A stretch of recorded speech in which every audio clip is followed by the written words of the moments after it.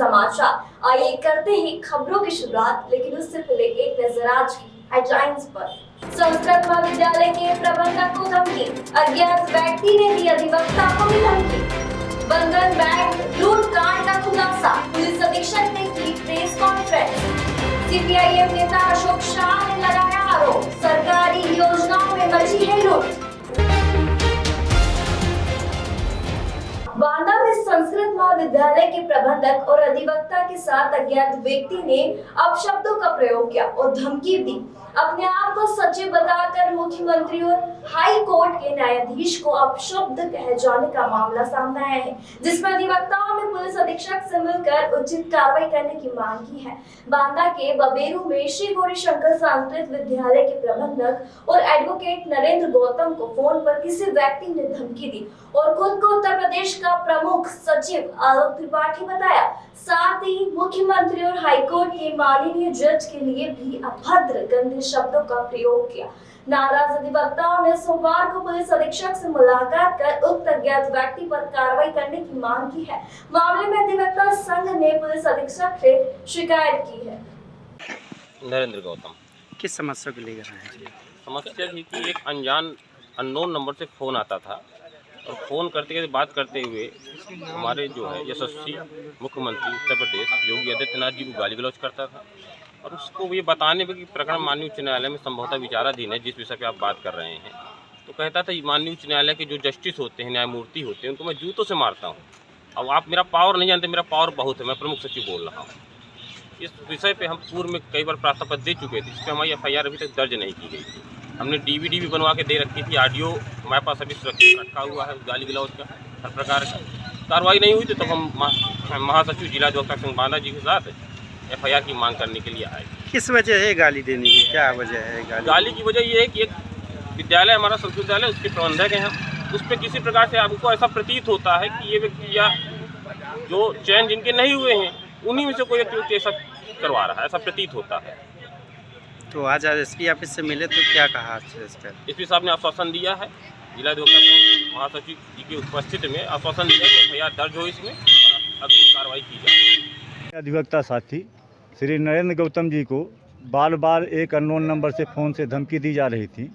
उसी संबंध में SP साहब को शिकायत पत्र देने गए थे, तो उसमें उन्होंने कहा है कि कोतवाल साहब को अभी फ़ोन किया है और हमारे सामने उन कोतवाल साहब को आदेशित किया है कि इस मामले में FIR दर्ज की जाए और इसकी विवेचना की जाए। वो अननोन है, हम नहीं जानते। वो अपने आप को प्रमुख सचिव बताता था कि मैं उत्तर प्रदेश का प्रमुख सचिव बोल रहा हूँ। किस मुद्दे को लेकर? वो एक इनके विद्यालय में, चूँकि एक संस्कृत महाविद्यालय के प्रबंधक भी हैं, तो उसमें एक संविदा पर जो कुछ नियुक्तियां हुई हैं, चूँकि वो गलत तरीके से नियुक्ति कराना चाहते रहे होंगे, उनका कोई कैंडिडेट रहा होगा, क्योंकि उन्होंने बताया नहीं ओपन करके। क्या चाहते हैं आप इसमें? हम ये चाहते हैं कि उनके विरुद्ध FIR दर्ज हो समग्र धाराओं में और उनके विरुद्ध कार्रवाइयाँ की जाए और उन्हें गिरफ्तार किया जाए। यदि आपकी मांग पूरी नहीं होती, अगला कदम क्या होगा? अगला कदम ये है कि हम जो अधिवक्तागण हैं, जिला अधिवक्ता संघ बांदा के सभी अधिवक्तागण कोतवाली में पहुँचेंगे और कोतवाली में वहीं पर FIR के लिए जब तक नहीं होती है तब तक हम अपना कार्रवाई करेंगे। नंदू प्रसाद पटेल की रिपोर्ट। गोड्डा मेहरमा में CPIM नेता अशोक शाह ने एक प्रेस कॉन्फ्रेंस की। इस दौरान उन्होंने हेमंत सरकार को जमकर घेरा। झारखंड राज्य किसान सभा के सदस्य अशोक शाह ने कहा कि हेमंत सरकार के पदाधिकारियों का चमड़ा मोटा हो गया है और वह किसी भी तरह के भ्रष्टाचार पर अंकुश लगाने में असफल है। उन्होंने कहा, मनरेगा, प्रधानमंत्री आवास, पशु शेड और कई अन्य योजना में भ्रष्टाचार अपने चरम पर है, लेकिन पदाधिकारी उचित कार्रवाई नहीं करते, जिससे भ्रष्टाचार को बढ़ावा मिलता है। शाह ने इस दौरान मेहरमा प्रखंड क्षेत्र के खिरोंदा में एक मनरेगा मजदूर का जिक्र किया। उन्होंने कहा, काम करते वक्त कुआं में धंसना गिरने से मजदूर की मौत हो गई थी। जानकारी दी जाने के बाद भी सुनवाई नहीं की गई। ग्रामीणों और आम लोगों के सहयोग से प्रखंड कार्यालय में धरना दिया गया, तब पदाधिकारियों को मजबूर होकर सहयोग में कार्रवाई करनी पड़ी। शाह ने कहा, मनरेगा मजदूर की काम के दौरान मृत्यु पर पदाधिकारियों को संज्ञान लेना चाहिए और जांच कर दोषियों के विरुद्ध कार्रवाई भी करनी चाहिए। काफी मशक्कत के बाद मृत मनरेगा मजदूर के परिवार को सरकारी प्रधानमंत्री आवास, पेंशन और राशन कार्ड का लाभ मुहैया करवाया गया। किसी भी जिम्मेदार पर कोई कार्रवाई नहीं की गई। उन्होंने कहा कि 28 मार्च को बलबड़ा मेला मैदान में एक धरने का आयोजन किया जा रहा है और 29 मार्च को मंगलवार को मेहरमा के सिद्धू कानू चौक पर देशव्यापी गांव बंद को सफल बनाने के लिए धरना प्रदर्शन किया जाएगा। इस दौरान सभी फसलों के लिए लाभकारी न्यूनतम समर्थन मूल्य बनाने, कृषि लागतों की बढ़ती कीमतों, खाद, बिजली, पानी, उपकरण आदि के कीमतों में कमी करने, बिजली बिल 2020 संशोधन विधेयक वापस लेने, किसानों का कर्जा माफ करते हुए ऋण सुविधाओं का विस्तार करेंगे, पेट्रोल, डीजल, गैस की कीमत आदि करने, सर्वसमावेशी फसल बीमा योजना लागू करने आदि की मांग इस दौरान की जाएगी। साथ ही गृह राज्य मंत्री अजय मिश्र टेनी को बर्खास्त करने को और किसान पर लगे हजारों मुकदमे और मजदूरों के 4 लेबर कोड को वापस लेने इत्यादि मांग रखी जाएगी। आप लगातार धरना प्रदर्शन और सभाएं आयोजित कर रहे हैं, इसके पीछे आपका मुद्दा क्या है और अगला आयोजन आपका कहाँ का रहेगा, कब रहेगा? सबसे पहले आप सुमन जी को बहुत बहुत आपके लाइव समाचार को हम झारखंड राज्य किसान सभा की ओर से बहुत बहुत हम धन्यवाद देते हैं कि आपने सोशल मीडिया के माध्यम से जनता का ज्वलन सवाल आप हमसे क्वेश्चन कर रहे हैं, हम इसकी स्वागत करते हैं। सुमन जी, एक बात है कि अभी मेहरमा प्रखंड में मनरेगा में, शौचालय में, पशु शेड में, कुआं में और किसानों का ऋण माफी के सवाल पर, इस सवाल पर हम लगातार लड़ाई के मैदान में, संघर्ष के मैदान में।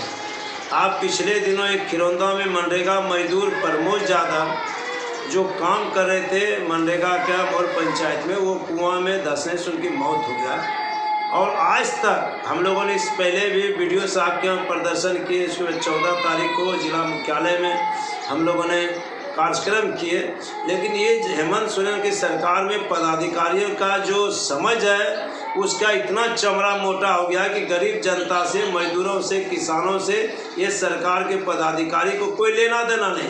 इसलिए मजबूर होकर हम लोगों ने लगातार मेहरमा के धरती से संघर्ष का हम लोग बिगुल चुके हैं। ये धरती संघर्ष लगातार मेरा सुमन जी चलता रहेगा जब तक गरीबों को, आप देख रहे हैं कि मनरेगा के तहत काम नहीं मिल रहा है, मनरेगा में भारी लूट हो रहा है, पशु शेड में लूट हो रहा है, आपका जो है प्रधानमंत्री आवास में लूट हो रहा है, चावल गेहूँ, आप ये बात है कि अब चावल गेहूँ में जिन व्यक्तियों को राशन कार्ड में नाम होना चाहिए उन व्यक्तियों को अभी तक राशन कार्ड में नाम जोड़ने का बात नहीं हो रहा है। और जो लोग बहुत बच्ची यहाँ के शादीशुदा है वो चले गए तो उसको भी राशन उनके नाम से आ रहा है। 3 सारी सवाल लेके हम लोग करेंगे। एक जो और सवाल है कि 28-29 को पूरे देशव्यापी कार्यक्रम है, इसमें पूरा देश का 106 संगठन का लोग कल से स्ट्राइक में आम हड़ताल में उतर रहा है। हम लोग भी बेलवड्डा से कल शुरुआत करेंगे। कल बेलवड्डा में हमारा 1 बजे से कार्यक्रम होगा, उसके बाद मेहरमा सिद्धू कानू चौक पर मेरा परसों जो है आम हड़ताल होगा, बंद करेंगे।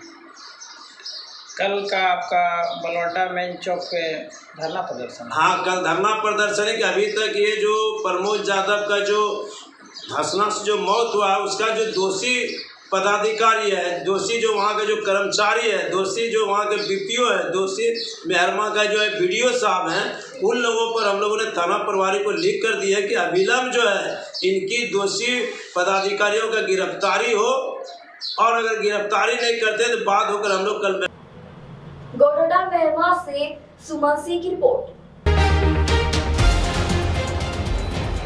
उत्तर प्रदेश के जनपद बांदा के जिला अस्पताल के डॉक्टर और कर्मचारी की एक बड़ी लापरवाही सामने आई है। जिला अस्पताल के कर्मचारी ने एक महिला को इंजेक्शन लगाया और सुई महिला के अंदर ही रह गई। इसके बाद महिला दर्द से कहराने लगी। परिजनों ने आनंद फानंद में महिला का एक्सरे कराया, जिस पर महिला के शरीर के अंदर टूटी हुई सुई मिली। मामला बांदा जनपद के जिला अस्पताल का है। कोतवाली के कनवारा की रहने वाली महिला तुलसा तिवारी के पेट में दर्द हो रहा था, जिसके बाद परिजनों ने आनंद फानंद में महिला को बांदा जिला अस्पताल में भर्ती कराया। डॉक्टरों ने महिला को भर्ती कर उपचार शुरू किया और महिला को एक इंजेक्शन लगाया। इंजेक्शन की सुई इंजेक्शन टूट गई और पूरे मामले में सूचना जिला अस्पताल के उच्च डॉक्टरों को दी गई। डॉक्टर भी पूरे मामले में टालम टोल करते नजर आए। इसके बाद परिजनों ने महिला का एक्सरे कराया तो महिला के शरीर में काफी अंदर तक सुई घुसी हुई पाई गई। मामले का संज्ञान लेते हुए जिला अस्पताल सीएमएस ने महिला को आनंद फानंद में महिला का ऑपरेशन किया और सुई को बाहर निकाला गया। ये क्या नाम है आपका? रजनीश तिवारी। रजनीश तिवारी, ये कौन है? ये हमारी बड़ी मम्मी है। बड़ी मम्मी है जी। अच्छा, क्या हुआ? इनके सुबह पेट में दर्द हो गया था, हम यहाँ ट्रामा सेंटर लेकर गए। इन्होंने दर्द का इंजेक्शन लगाया तो सुई अंदर रह गई, प्लास्टिक बाहर आया है। इसके बाद क्या कहते हैं, सुन नहीं रहे थे। जब हमने थोड़ी टाइट हुए तो इसके बाद सुने सुई अंदर है, अब करें कि ऑपरेशन होगा। तो खिलवाड़ बनाए, इधर से उधर घुमाने के लिए पूरी लापरवाही के काम किए हैं। किसकी लापरवाही है? डॉक्टरों की लापरवाही है और किसकी लापरवाही? अच्छा, आपको कैसे मालूम कि इंजेक्शन अंदर लगे? एक्सरा करवाया, एक्सरा रखा है। एक्सरा करवाया जी, एक्सरे में स्पष्ट दिखाई दे रही सुई काफ़ी अंदर है, बाहर भी नहीं है ऊपर। अच्छा, तो उसमें ऑपरेशन होना है। ऑपरेशन के लिए कह रहे डॉक्टर? जी, ऑपरेशन के लिए कह रहे हैं भर्ती करो, तो आज करेंगे तो कल करेंगे। हम आए थे मात्र पेट का ये था, हमारा दर्द कम हो जाए तो हम अपना दूसरी जगह दिखा लेंगे। अच्छा, कहाँ के रहने वाले हैं आप? हम कनवारा के रहने वाले हैं। कनवारा। तो इसमें पूरी लापरवाही डॉक्टर की? जी। देखिए, एक जो है ये उसको इंजेक्शन लगाया गया और जब सीरिंज इंजेक्शन लगा के सीरिंज खींची गई है तो जहाँ सीरिंज जो स्टील की होती है और जहाँ प्लास्टिक में उसका जॉइंट होता है हब पे, उस जॉइंट से खुल गया है। संभवतः एक मैन्युफैक्चरिंग डिफेक्ट है, ऐसा होता नहीं है कभी। जो मेरे जीवन में पहली बार ये पहला केस है देखने को मिला, तो उसका हम लोगों ने तुरंत संज्ञान लिया, उसका एक्सरे कराया गया और ओटी में ले जाके हमारे सर्जन और आर्थोपेडिक सर्जन ने मिलकर तुरंत उसका जो नीडल निकाल लिया। तो मैं इसको भी देखूंगा कौन सी कंपनी की है, ये देखा मैंने और देखूंगा इसको, उसमें और कोई नीडल, उस कंपनी की तमाम नीडल सप्लाई में आ रही है, ऐसा कभी नहीं हुआ। लेकिन उस पर्टिकुलर केस में हुआ, हो सकता है गर्मी की वजह से या जो भी हो, लेकिन होना तो नहीं चाहिए। फिर भी हम उसको देखेंगे क्यों हुआ और क्या हुआ। नथु प्रसाद पटेल की रिपोर्ट। आइए रुक करते हैं एक छोटे से ब्रेक की ओर। ब्रेक के बाद खबरों का सिलसिला रहेगा जारी। पहला दिन है, एंजॉय करना है। ए छोटा पैकेट इधर आ। नाम बताओ। नित्या। आपका नाम क्या है? बड़ा पैकेट। जो अंदर की शक्ति आप उसे देती है वो उसकी स्माइल में झलकती है और उस स्माइल को अंदर से स्ट्रॉन्ग बनाता है कोलगेट स्ट्रॉन्ग टीथ। इसकी अमीनो शक्ति दांतों का नेचुरल कैल्शियम बढ़ाने में मदद करे और उनके एनामल को बनाए अंदर से स्ट्रॉन्ग। Colgate strong teeth. लो, ये कहाँ गया? रिकी? दादी, ये लो आपके 10 रुपए। कोई बात नहीं, 10 रुपए के सर्फ एक्सेल से ये सारे दाग साफ हो जाएंगे। सर्फ एक्सेल इजी वॉश अब सिर्फ 10 रुपए में।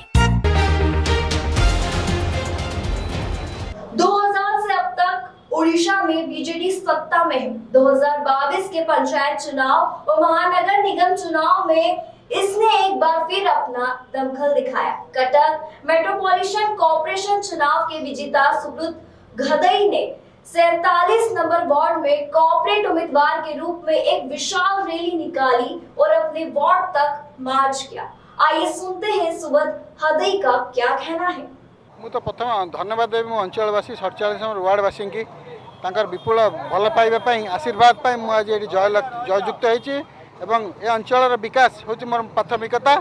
तेणु मत जो माँ मौसी मो भाई भौणी मो गुरुजन मुरबी मो बंधु परिजन जिते अच्छा मो संग मो सांग मो पड़ोसी समस्त मो जो आशीर्वाद भल पाइबा निश्चित भाव में आगामी दिन में ये भल पाइबा के बेकार जीव ना। जहाँ प्रतिश्रुति देते आज से रही महानदी बार तथा सचल उन्नति हूँ मोर प्राथमिकता।